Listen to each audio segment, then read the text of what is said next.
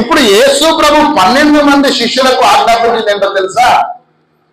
మీకు ప్రతి నెల 2000 నుంచి 5000 వరకు జీతం ఇస్తా,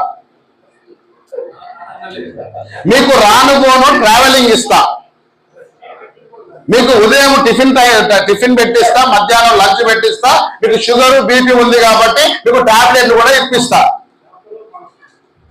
అవునా? మీరు గలిలయ సముద్రం దగ్గరికి వెళ్తే అక్కడ చేప మంది ఇప్పిస్తా. అవునా? మీకు ఇంకేదైనా అనారోగ్య సమస్య ఉందా, వాళ్ళ హాస్పిటల్ పోయి నా పేరు చెప్పుకొని మీరు ఫ్రీ ట్రీట్మెంట్ ఇస్తారు.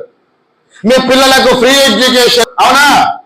తర్వాత మీకు సంవత్సరానికి ఒకసారి క్రిస్మస్ పండుగ నాడు బట్టలు, ఇవన్నీ మీకు ఉచితంగా ఇస్తా, మీరు వచ్చి నన్ను వెంబడించండి. మరి ఈరోజు ఇన్ని ఇస్తే కానీ బైబిల్ పట్టుకుని సేవలు కొట్టలేరండి.